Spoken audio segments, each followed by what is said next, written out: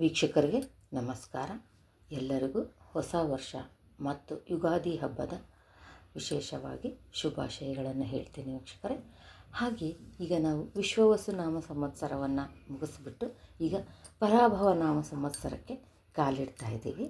ಇದರಲ್ಲೂ ಸಹ ಏನಂದರೆ ಕನ್ಫ್ಯೂಷನು, ಅಮಾವಾಸ್ಯೆ ಪಾಡ್ಯ ಯುಗಾದಿ ಹಬ್ಬದ ದಿನ ಸಹ ಸ್ವಲ್ಪ ಇರುತ್ತೆ. ಹಾಗಾಗಿ ಈಗ ಅಮಾವಾಸ್ಯೆ ಬಂದುಬಿಟ್ಟು 18ನೇ ತಾರೀಕು ಬೆಳಿಗ್ಗೆ ಆರಂಭ 8:26ರಿಂದ 19ನೇ ತಾರೀಕು 6:53ವರೆಗೂ ಇರುತ್ತೆ ವೀಕ್ಷಕರೇ. ಹಾಗಾಗಿ ನಾವು ಅದು ಮುಗಿದ ಮೇಲೆ ಹೇಗೂ ರಜಾ ಇರುತ್ತೆ, ಸ್ವಲ್ಪ ನಿಧಾನಕ್ಕೆ ಹಬ್ಬ ಆಚರಣೆ ಮಾಡಿಕೊಂಡ್ರೆ ಆಯಿತು. ಹಾಗೆ ಈ ಯುಗಾದಿ ಹಬ್ಬ ಅಂದ್ರೇ ಒಂಥರ ವಿಶೇಷ ಅಲ್ವಾ.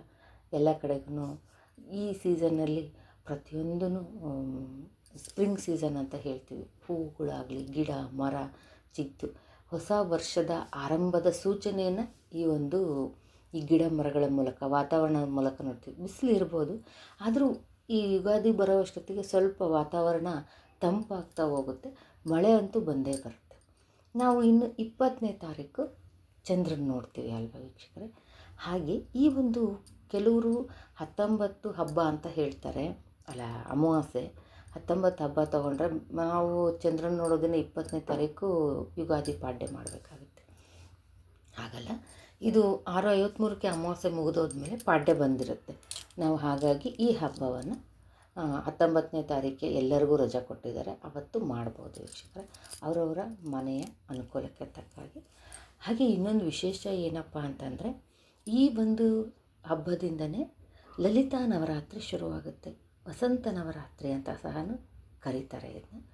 ಆಮೇಲೆ ಗರ್ಭ ನವರಾತ್ರಿ ಅಂತಲೂ ಕರೀತಾರೆ. ಯಾಕೆ ಅನ್ನೋದನ್ನು ನಾನು ಇನ್ನೊಂದು ವಿಡಿಯೋದಲ್ಲಿ ಗರ್ಭ ನವರಾತ್ರಿ ಅನ್ನೋದನ್ನು ನಾನು ಲಲಿತಾ ನವರಾತ್ರಿದೇ ವಿಶೇಷವಾಗಿ ಸಂಚಿಕೆ ಮಾಡ್ತೀನಿ ವೀಕ್ಷಕರೇ. ಆಲ್ರೆಡಿ ಹಳೆ ವಿಡಿಯೋಗಳು ನಮ್ಮ ಚಾನಲ್ನಲ್ಲಿದೆ, ನೀವು ನೋಡ್ಬೋದು. ಹಾಗೆ ಈ ಯುಗಾದಿ ಹಬ್ಬದಲ್ಲಿ ನಾವು ವಿಶೇಷವಾಗಿ ಯಾವುದೇ ದೇವರುಗಳನ್ನು ನಾವು ಪೂಜೆ ಮಾಡಲ್ಲ. ಇಲ್ಲಿ ಮನೆ ದೇವರಿಗೆ ವಿಶೇಷವಾಗಿ ಪ್ರಾಮುಖ್ಯತೆ ಕೊಟ್ಟು ಪೂಜೆ ಮಾಡ್ತೀವಿ. ಅವತ್ತಿನ ದಿನ ಹೊಸ ವರ್ಷದ ಆರಂಭ ಅಂತ ಹೊಸಲಿಗೆ ನಮ್ಮ ಕಡೆ ಕಾಯಿ ಹೊಡೆಯೋ ಪದ್ಧತಿ ಇದೆ, ತೆಂಗಿನಕಾಯಿ ಹೊಡಿತೀವಿ. ಆನಂತರ ನಾವು ಅವತ್ತು ಹೊಸದು ಶಾವಿಗೆ ಬೇವು ಮಾತ್ರ ಮಾಡ್ತೀವಿ. ಚಂದ್ರ ನೋಡೋ ದಿನ ನಮ್ಮ ಕಡೆ ಹೋಳಿಗೆ ಮಾಡೋ ಪದ್ಧತಿ. ಇಲ್ಲೆಲ್ಲ ಅವತ್ತೇ ಹೋಳಿಗೆ ಮಾಡ್ತಾರೆ, ಬೆಂಗಳೂರು ಕಡೆ ಬೇರೆ ಕಡೆ ಎಲ್ಲ. ಹಾಗಾಗಿ ಈ ವಿಶೇಷವಾದ ಹಬ್ಬವನ್ನು ಒಂದೊಂದು ರಾಜ್ಯದಲ್ಲಿ ಒಂದೊಂದು ಹೆಸರಿಂದ ಕರೀತಾರೆ. ಹಾಗಾಗಿ ಈ ಯುಗಾದಿ ಹಬ್ಬ ಪ್ರತಿಯೊಬ್ಬರು ಆಚರಣೆ ಮಾಡ್ತಾರೆ. ಇನ್ನೊಂದು ತಮಿಳುನಾಡಲ್ಲಿ ಮಾತ್ರ ನಾವು ಚಂದ್ರಮಾನ ಮಾಡಿದರೆ ಅವರು ಸೌರಮಾನ ಯುಗಾದಿ ಮಾಡ್ತಾರೆ ಅಷ್ಟೇ.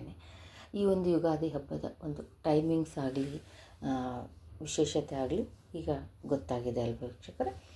ಮತ್ತು ಮನೆಯ ದೇವರಿಗೆ ವಿಶೇಷವಾಗಿ ಅವತ್ತಿನ ದಿನ ಈಗ ಮಲ್ಲಿಗೆ ಹೂ ಸೀಸನ್ ಆಗಿರೋದ್ರಿಂದ ಈಶ್ವರನಿಗೆ ಆಗಲಿ ಮಲ್ಲಿಗೆ ಹೂವಿಂದ ಪೂಜೆ ಮಾಡಿದರೆ ತುಂಬ ಒಳ್ಳೆಯದು ಅಂತ ಹೇಳ್ತೀವಿ ವೀಕ್ಷಕರೇ.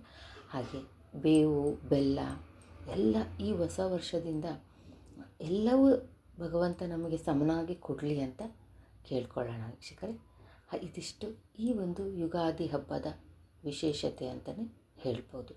ಹಾಗೆ ಬ್ರಹ್ಮ ಸಹ ಸೃಷ್ಟಿಯ ಮೊದಲು ಮಾಡಿದ್ದು ಸಹ ಈ ಯುಗಾದಿ ಹಬ್ಬದಿಂದನೇ ಅಂತಲೇ ಹೇಳ್ತಾರೆ ವೀಕ್ಷಕರೇ. ಮತ್ತು ಮುಂದಿನ ಲಲಿತಾ ನವರಾತ್ರಿಯ ವಿಡಿಯೋದೊಂದಿಗೆ ಭೇಟಿಯಾಗೋಣ. ಧನ್ಯವಾದಗಳು.